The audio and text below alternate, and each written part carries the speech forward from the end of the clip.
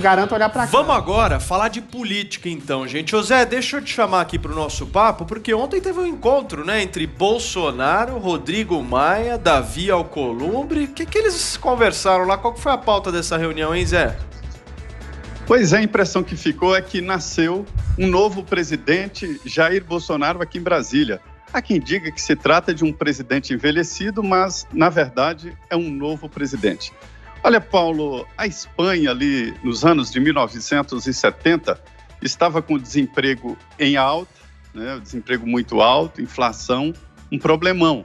E aí houve um pacto chamado de Pacto de Moncloa, onde os políticos se uniram para salvar o país numa economia cheia de intervenção. E esse pacto acabou sendo colocado aí para o mundo inteiro como uma possibilidade viável para a saída de crises. E de lá para cá, o Tancredo tentou, todos os presidentes da República tentaram repetir este Pacto de Moncloa. Isso ficou gasto aqui no Congresso Nacional. E de uma forma surpreendente, ontem, no meio da tarde, a assessoria do presidente Jair Bolsonaro avisou aqui os jornalistas, olha, o presidente vai fazer um pronunciamento no Palácio da Alvorada. Aí todo mundo se organizou e ele vem ao lado dos presidentes da Câmara e Senado e anuncia um pacto. Isto é um pacto contra a gastança desordenada, a repetição do que aconteceu em 2020 com o argumento da pandemia, né? Um déficit que pode chegar a 1 trilhão, fala aí em 800 bilhões de reais. O déficit previsto no orçamento era de 123 bilhões, foi para 800 bilhões, pode chegar a 1 trilhão, né? Então, assim, o presidente vem com este pacto e surpreende positivamente. Além, evidentemente, de evitar a gastança, furar o teto de gastos, o presidente está iniciando, ali já está quase pronto, uma proposta de votar reforma administrativa, reforma tributária e evitar pauta-bomba e, por tabela, também esse debate sobre impeachment, com 35 requerimentos lá. Então, foi uma reunião importante, um acerto muito bom.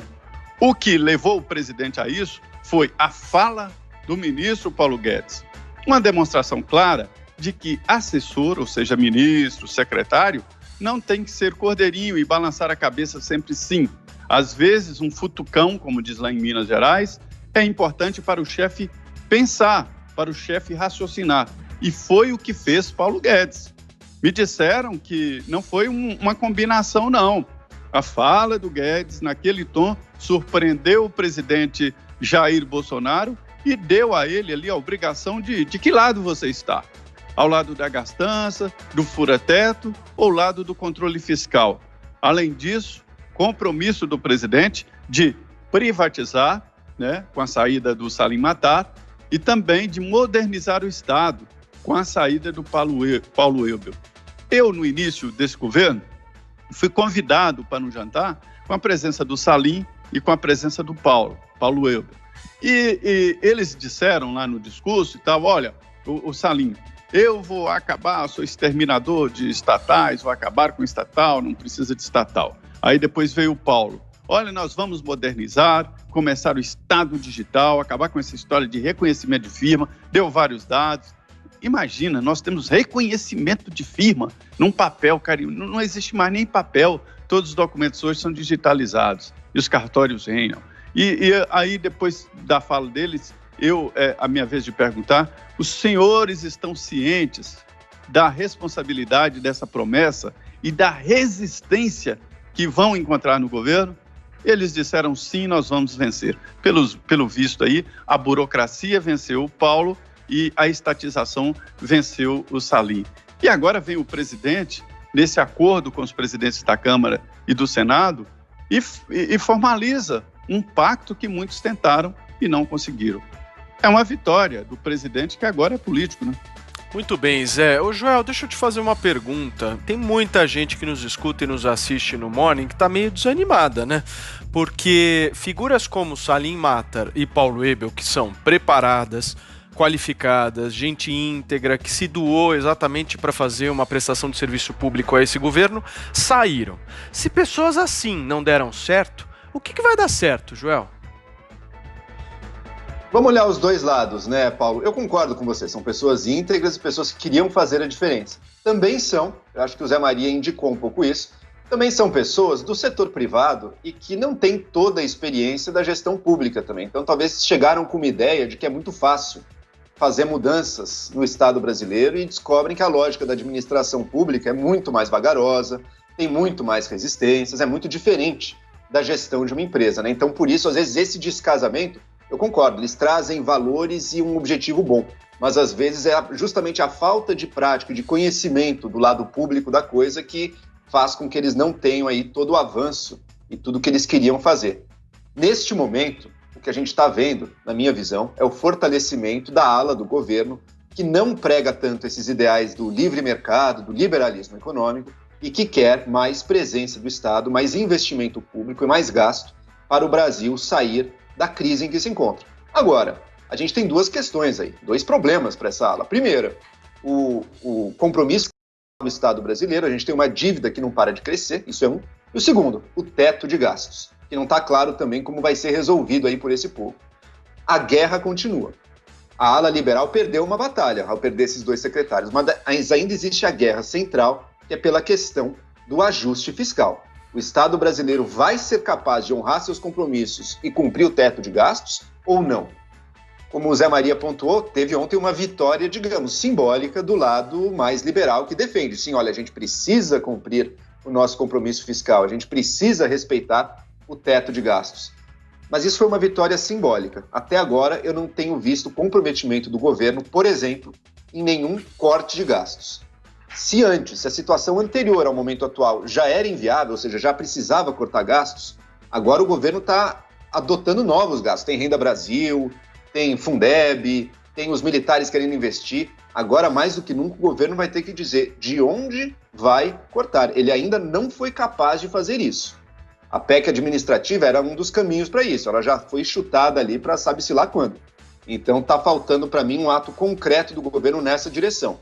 A guerra não acabou ainda, mas por enquanto o Guedes está na defensiva agora, está tendo que reagir para ver se ele mantém o ponto e o lado dele ali.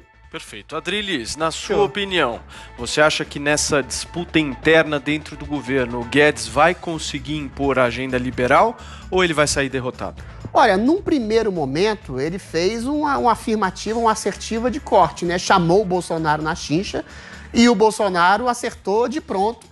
E fez esse que é um gesto, pela primeira vez, um gesto de conciliação entre os três poderes, né? Aliás, me espanta a ausência do Supremo Tribunal Federal, que realmente só cria complicação e não aceita qualquer tipo de negociação diplomática, como aceitaram o Alcolumbre e o Maia, né? Muito bonitinho o Bolsonaro, diplomaticamente, reunindo as pessoas em torno de um problema complicado, que é o déficit fiscal brasileiro e o teto de gastos. Ou seja, até uma dona de casa entende isso de maneira muito simples. Você não pode gastar mais do que arrecada e se endividar ad eterno, porque aí você vai à falência. A mesma coisa acontece com o país. Só que, eventualmente, a gente está passando por uma pandemia, por um isolacionismo radical, maluco, a gente passou por isso, e não dá para fazer um governo liberal nesse momento. A gente tem que investir mais, sobretudo em pessoas, criar a questão de auxílio emergencial às pessoas, como foi feito.